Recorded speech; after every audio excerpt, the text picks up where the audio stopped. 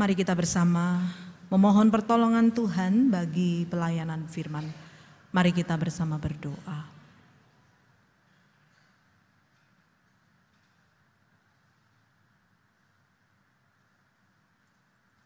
Saat ini ya Tuhan, tiba waktunya bagi kami untuk berdiam di hadapan-Mu, mendengarkan dengan penuh kesungguhan. Engkau yang hendak menyatakan kehendak-Mu dan menjumpai kami, baik secara pribadi maupun kami sebagai keluarga. Kami rindu untuk dapat memahami kehendak-Mu dalam kehidupan kami,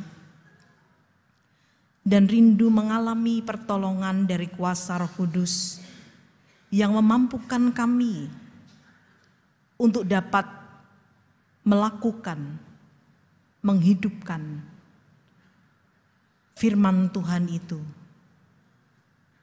di dalam pengalaman hidup kami. Kami percaya bahwa Tuhan sudah hadir di tengah kami, di dalam diri kami dan juga di antara kami.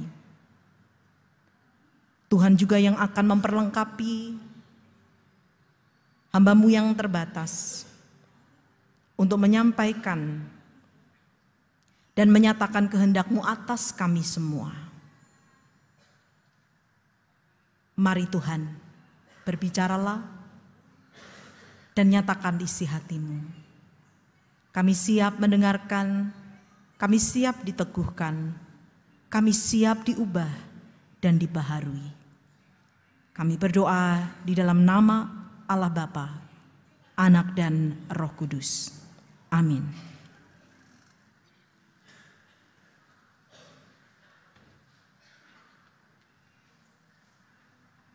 Pembacaan Alkitab diambil dari Filipi 2 ayat 1 sampai dengan 13. Filipi 2 ayat 1 sampai 13. Demikian bunyi firman Tuhan.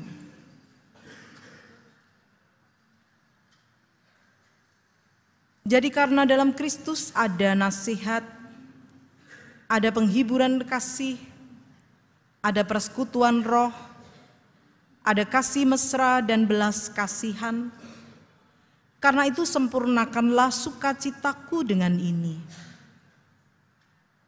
Hendaklah kamu sehati sepikir, dalam satu kasih, satu jiwa, satu tujuan, dengan tidak mencari kepentingan sendiri atau puji-pujian yang sia-sia. Sebaliknya, hendaklah dengan rendah hati yang seorang menganggap yang lain lebih utama daripada dirinya sendiri. Dan janganlah tiap-tiap orang hanya memperhatikan kepentingannya sendiri, tetapi kepentingan orang lain juga. Hendaklah kamu dalam hidupmu bersama menaruh pikiran dan perasaan yang terdapat juga dalam Kristus Yesus, yang walaupun dalam rupa Allah, tidak menganggap kesetaraan dengan Allah itu sebagai milik yang harus dipertahankan, melainkan telah mengosongkan dirinya sendiri dan mengambil rupa seorang hamba dan menjadi sama dengan manusia.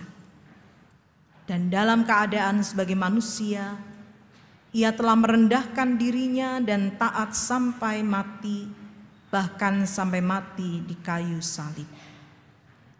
Itulah sebabnya Allah sangat meninggikan dia dan mengaruniakan kepadanya nama di atas segala nama, supaya dalam nama Yesus bertekuk lutut segala yang ada di langit dan yang ada di atas bumi dan yang ada di bawah bumi, dan segala lidah mengaku Yesus Kristus adalah Tuhan, bagi kemuliaan Allah Bapa.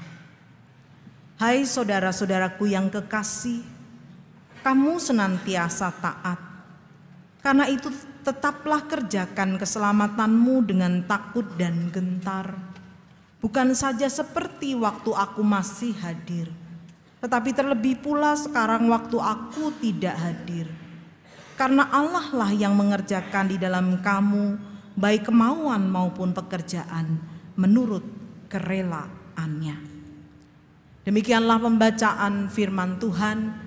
Yang berbahagia ialah mereka yang mendengarkan firman Tuhan dan yang memeliharanya. Haleluya.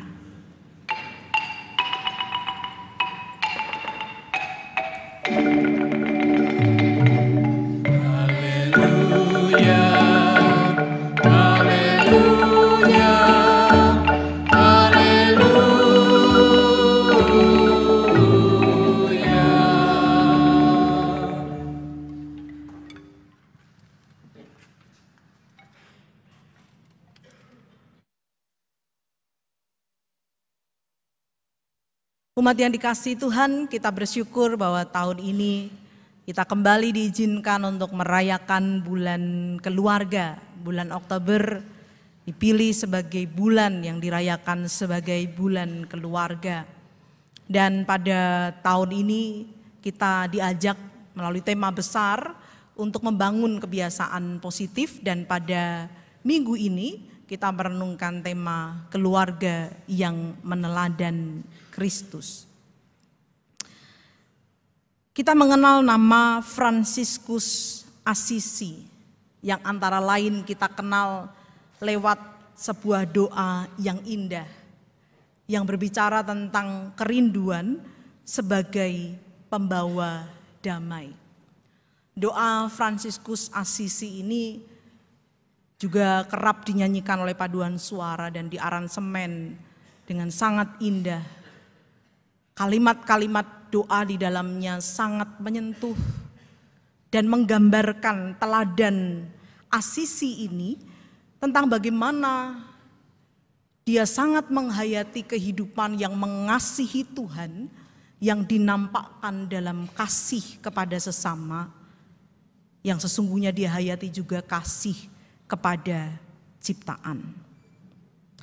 Sebagai pembuka perenungan kita pada pagi hari ini, saya ingin mengajak kita membicarakan sejenak tentang frase dalam kalimat doa ini pada bagian yang saya garis bawahi, semoga cukup nampak. Konteks dari kalimat doa ini diawali dari kata Tuhan, semoga aku lebih ingin memahami daripada dipahami. Semoga aku lebih ingin memahami daripada dipahami.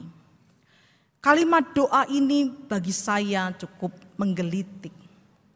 Membuat saya ingin bertanya kepada Bapak Ibu saudara-saudara yang ada di sini. Mana yang lebih kita senangi? Mana yang lebih membahagiakan buat kita? Yang pertama ini, kalau ada orang yang bisa, ketika kita punya orang yang bisa memahami dan mengerti diri kita, atau ketika kita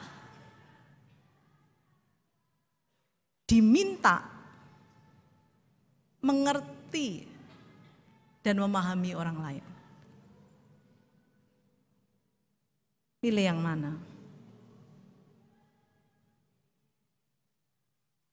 Ketika ada yang memahami dan mengerti kita, atau ketika kita diminta mengerti dan memahami orang lain? Pilih yang mana? Ayo bangun dulu, belum waktunya, belum jam siang, belum jam tidur, ayo. Yang mana? Sejujurnya, ya? Yang pertama ya, sepakat ya. Suami istri begitu bukan? Kita pengennya kalau suami kita bisa mengerti kita. Sulit sekali ketika kita harus mengerti dan memahami. Itu sebabnya kita merasa sedih, Kita kecewa ketika pasangan kita, ketika orang tua kita, ketika anak kita kok nggak bisa mengerti dan memahami kita.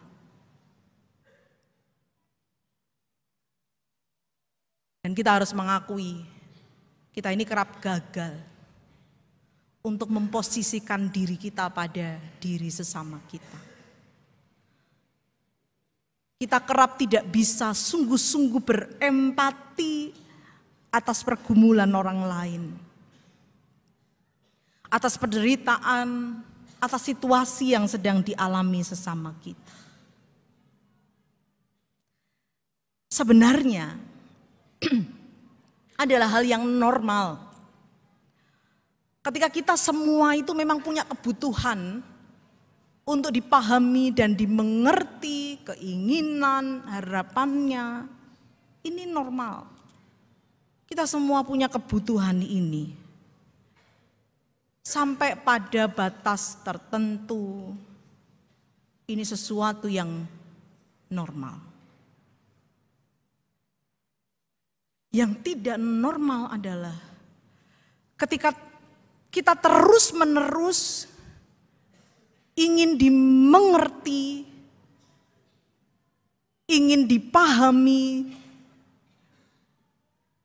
tapi pada sisi yang lain kita tidak pernah bisa memahami dan mengerti. Ada kata yang kita sangat kenal, egois. Berasal dari kata ego dalam bahasa Yunani. Yang dimaksud dengan kata egois ini adalah sikap mementingkan diri di atas kepentingan orang lain tanpa batas. Pokoknya aku yang harus dimengerti, pokoknya aku yang harus dipahami, pokoknya aku yang harus mendapat prioritas. Orang yang egois memiliki sifat dalam tanda kutip serakah meskipun tidak nampak serakah. Mengapa orang bisa memiliki sifat egois ini? Menurut beberapa referensi yang saya baca, ada beberapa penyebab. Yang pertama, sikap egois ini muncul karena kelanjutan dari yang diterimanya selama ini. Sejak dulu, dia selalu mendapatkan apa yang diinginkan, selalu diutamakan, selalu dibenarkan. Karena sudah seperti itu terus, sehingga dia sulit untuk memberi ruang bagi orang lain. Dan dia sulit memiliki keterampilan memahami tentang orang lain, terlebih berempati. Tapi sebaliknya, ini juga bisa timbul dari yang namanya kelaparan emosi, finansial, jasmani. Dia tidak pernah mendapatkan, sehingga ketika satu kali dia mendapatkan, dia tidak ingin melepaskan itu.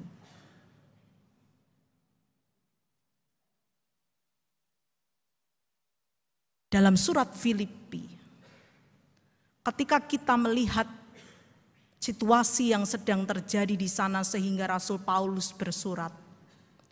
Pada Filipi 2 ayat 1 sampai 4. Ada masalah internal yang tengah mengancam kehidupan di jemaat Filipi. Yang bersumber dari sikap egois yang dimulai dari pementingan diri sendiri yang tengah mengancam jemaat Filipi.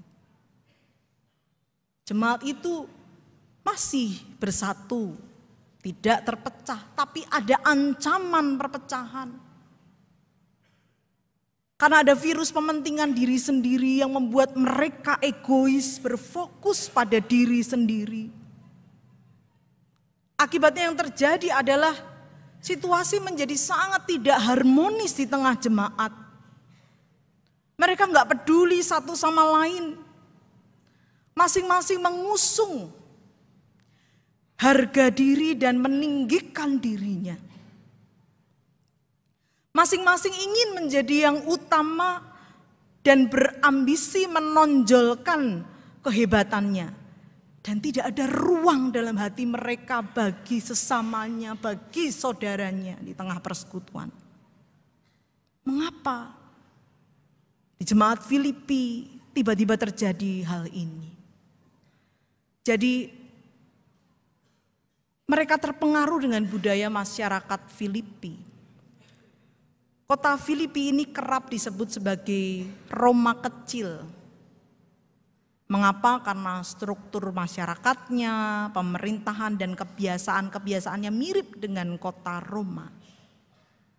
Ada seorang pakar biblika yang bernama Joseph Hellerman mengatakan ini terjadi, dia melakukan pendekatan sosiologis. Ini terjadi karena adanya budaya kursus honorum yang dibawa masuk, jadi ini budaya yang sekuler terjadi di dunia sekuler, dibawa masuk di tengah persekutuan jemaat. Apa itu budaya kursus honorum? Yaitu kehormatan yang diukur dengan meningkatnya status sosial seseorang di tengah masyarakat karena dia punya prestasi yang dilakukannya lewat pengakuan yang dikeluarkan oleh pemerintah. Jadi dia mendapat status yang diakui oleh pemerintah. Itu sebabnya orang berlomba untuk lebih unggul dari orang lain supaya dihormati dan dipandang oleh sesamanya. Dan budaya ini dibawa masuk ke tengah jemaat, di tengah persekutuan, membuat mereka berlomba untuk menjadi lebih utama dari yang lain, lebih tinggi dan dari yang lain, mementingkan diri sendiri dibanding mementingkan kebutuhan bersama sebagai persekutuan. Ancaman perpecahan terjadi di tengah persekutuan jemaat Filipi. Dalam Filipi 2 ayat 1-13 Paulus mengingatkan jemaat ini. Dan secara khusus pada ayat 6-11 Paulus mengingatkan tentang disebut dengan himne Kristus. Karena itu sudah sangat dikenal oleh jemaat pada abad pertama. Di sini Paulus mengajak kamu boleh punya budaya itu di dunia sekuler. Tapi mereka diminta mengingat tentang teladan Kristus. Mereka diminta untuk memiliki pikiran dan perasaan Kristus yang sesungguhnya bertenangan dengan kursus honorum. Kalau dunia menawarkan tentang kursus honorum, Kristus itu sebaliknya.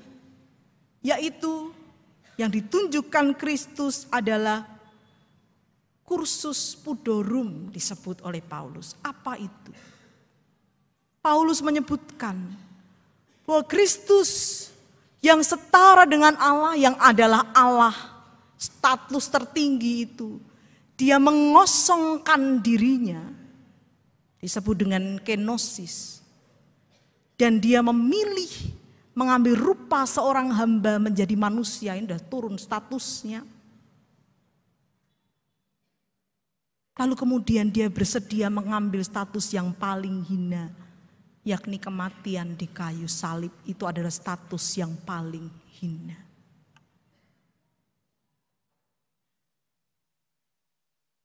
Di sini Paulus mau menunjukkan kalau manusia begitu egois, Yesus justru kenosis, mengosongkan dirinya demi melakukan karya keselamatan bagi manusia. Yesus yang punya segalanya justru bersedia kenosis, mengosongkan dirinya. Mari kita merenungkan dua hal penting untuk kita catat sejalan dengan tema kita hari ini. Yang pertama adalah saya mengajak kita terlebih dahulu untuk kembali memahami tentang teladan yang ditunjukkan Kristus dalam himne Kristus, lalu bersyukur atas itu. Kita pahami lalu kita syukuri. Di dalam buku Selamat Melayani Tuhan yang ditulis oleh Pendeta Andar Ismail, di sana Pendeta Andar Ismail mengutip pertanyaan seorang filsuf yang bernama Plato. Plato pernah bertanya, siapa yang mau jadi pelayan atau hamba? Yang dalam bahasa Yunani disebut dengan doulos. Plato mau mengatakan, gak ada orang yang mau jadi doulos. Gak ada orang yang mau jadi hamba.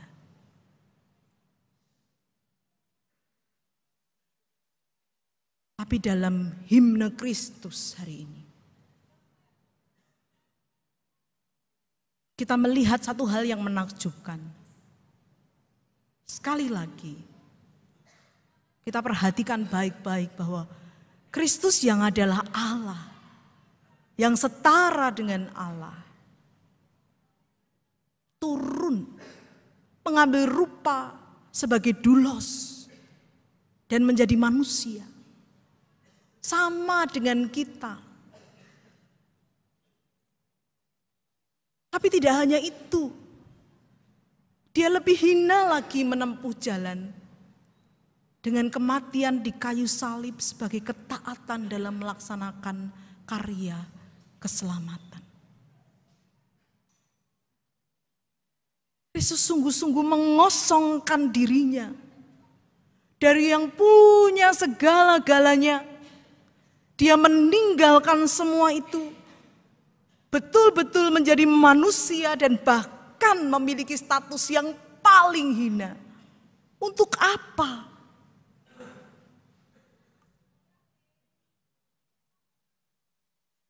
Untuk menyatakan karya keselamatan bagi dunia ini. Alangkah menakjubkan ketika tidak ada seorang pun yang bersedia menempatkan dirinya lebih rendah dari yang lain.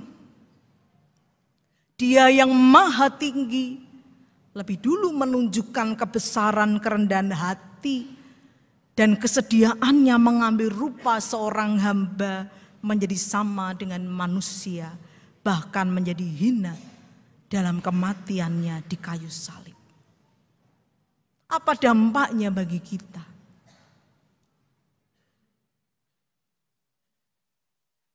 Hari ini, karena karya Kristus yang seperti ini,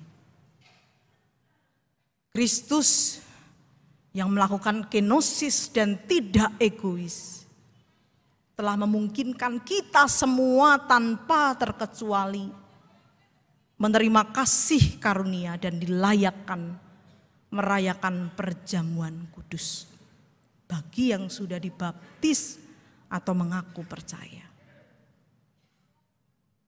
Mari kita pahami dan syukuri hal ini.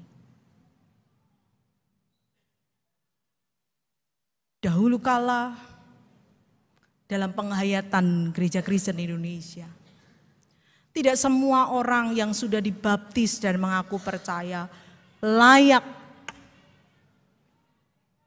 untuk mengikuti perjamuan kudus. Kalau Bapak Ibu Saudara sedang berada dalam siasat atau sedang dalam pengembalaan khusus, Bapak Ibu tidak akan diizinkan mengikuti perjamuan kudus karena dipandang berdosa, tidak layak.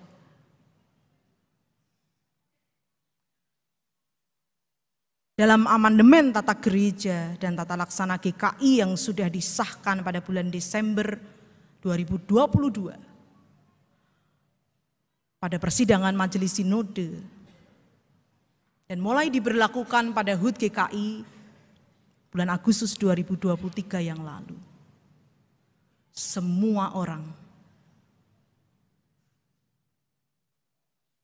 diizinkan mengikuti perjamuan kudus.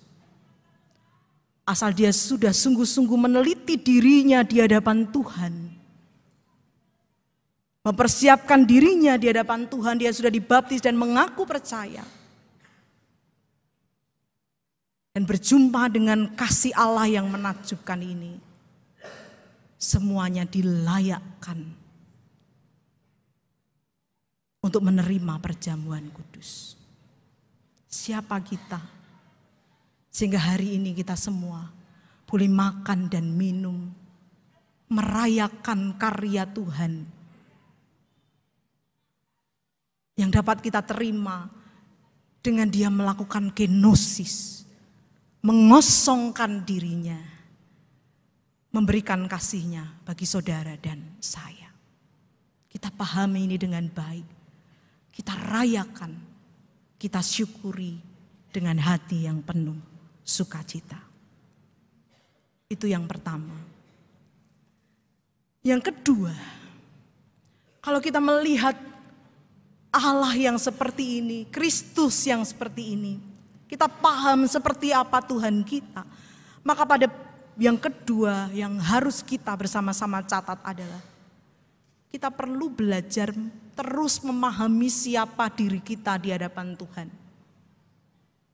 Dan mohon tuntunan supaya kita bisa memahami sesama kita sehingga kita bisa hidup saling mengasihi. Maksud saya seperti ini. Kita tadi memulai perenungan kita dengan doa Fransiskus Assisi yang menyatakan, supaya kami lebih ingin memahami daripada dipahami. Jangan-jangan kegagalan kita selama ini untuk memahami sesama kita, itu dimulai dari kegagalan kita untuk memahami diri kita sendiri di hadapan Tuhan.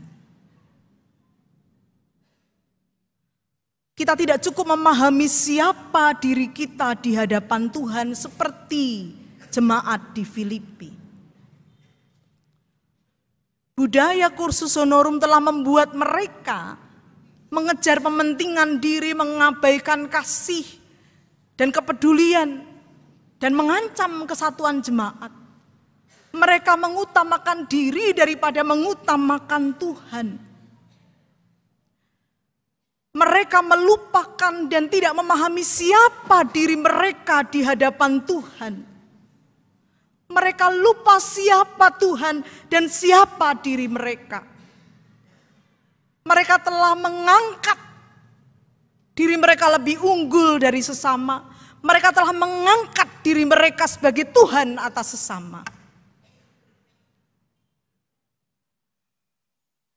Menempatkan diri mereka sendiri sebagai Tuhan yang harus dipenuhi keinginannya, kepentingannya, yang utama, yang segalanya. Mereka lupa bahwa seharusnya yang paling utama, paling segalanya adalah Tuhan sendiri. Mereka menganggap diri mereka lebih berharga, lebih penting dari Tuhan. Pada semestinya sekali lagi yang segalanya adalah Tuhan sendiri. Konflik dalam keluarga juga kerap terjadi karena ada kepentingan yang ingin diutamakan. Ada yang ingin lebih diutamakan daripada yang lain. Ingat sekali lagi, kepentingan kita, keinginan kita untuk dipahami dan sebagainya tadi itu normal. Yang tidak normal ketika ingin selalu diutamakan berangkat dari lupa memahami siapa diri kita di hadapan Tuhan. Setiap anggota keluarga harus memahami siapa dirinya di hadapan Tuhan dan menempatkan keinginannya di hadapan Tuhan dan bertanya, apa yang Tuhan kehendaki, bukan apa yang aku inginkan. Ada satu teori yang sesungguhnya teruji dalam praktek.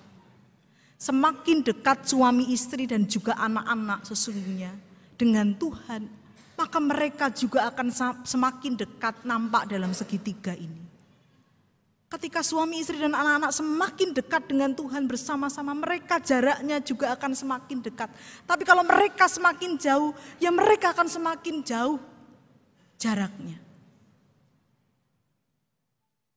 Sayangnya entah bagaimana kedekatan dengan Tuhan tidak dibangun bersama. Membuat semakin jauh jarak dengan Tuhan dan jarak satu sama lain. Demikian juga dengan anak-anak. Andai kata ini dibangun bersama-sama, Tuhan hadir di tengahnya, bersama-sama mencari apa kehendak Tuhan, jatuh bangun dilalui bersama, berubah bersama-sama. Maka keluarga akan bersama-sama menemukan apa sesungguhnya kehendak Tuhan, apa sesungguhnya pikiran dan perasaan Kristus itu. Maksudnya adalah hari ini kita diajar bukan fokus pada keinginan kita, tapi apa keinginan Tuhan. Supaya kita tidak egois, mementingkan keinginan dan kepentingan kita, tapi kepada apa yang Tuhan kehendaki. Sekali lagi, jika Kristus meneladankan kenosis, masih pantaskah kita egois? Bahkan, tadi saya katakan, kalau keegoisan kita itu nampaknya pada hal-hal yang bersifat rohani sekalipun, kita bisa saja tetap jatuh pada hal yang egois. Ingat, sebaik apapun keinginan itu, kalau itu ditujukan bagi keegoisan kita, maka itu jadinya tidak baik. Kalau memang itu untuk Tuhan, maka kita akan setia dengan prosesnya, bersabar dengan prosesnya. Contohnya ini sebagai penutup. Kalau Bapak Ibu ingin anak-anak rajin berdoa, anak-anak rajin bergereja, anak-anak rajin melayani misalnya. Tapi ada saatnya di mana mungkin mereka tidak serajin itu. Dampingilah proses itu.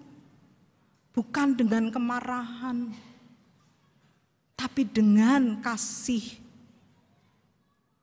Sembari kita bertanya, kalau marah ini sebenarnya untuk saya atau untuk Tuhan?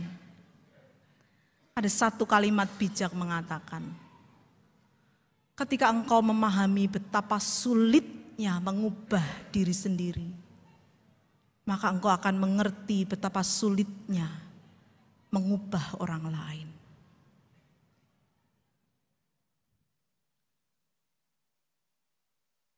Saya tahu saya sulit sekali dengan yang namanya diet.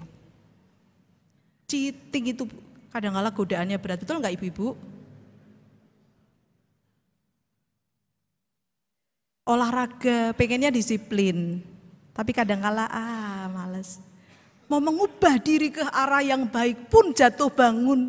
Jadi kalau anak kita, pasangan kita, kadang-kala jatuh bangun, temanilah dalam proses jatuh bangun itu. Bukan pro ketidakdisiplinan, bukan.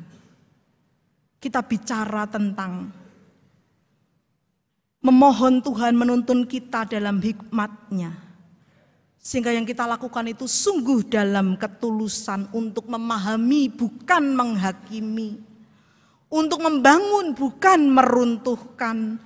Untuk memperbaiki bukan menyalahkan. Itulah yang dilakukan Kristus. Sehingga dia harus kenosis. Kalau kita ini anak-anaknya yang gampang, dia nggak perlu turun ke dunia. Dari surga saja kita gampang tinggal diamati. Tapi kenyataannya dia harus turun ke dunia. Karena kita ini anak-anaknya yang sulit untuk diajari. Sehingga dia harus turun ke dunia untuk meneladankan, mendampingi dan menuntun kita. Maka kita pun semoga bisa meniru teladan Kristus. kita tidak menjadi orang-orang yang egois. Dalam hal keegoisan yang memang egois, pun dalam hal yang nampaknya rohani.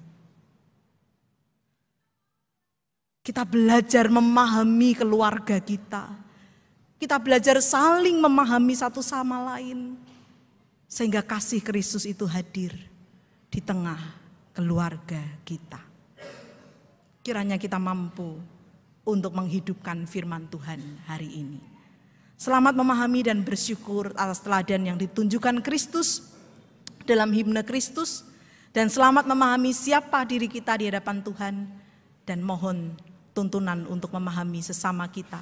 Supaya kita saling mengasihi dan saling membangun. Amin.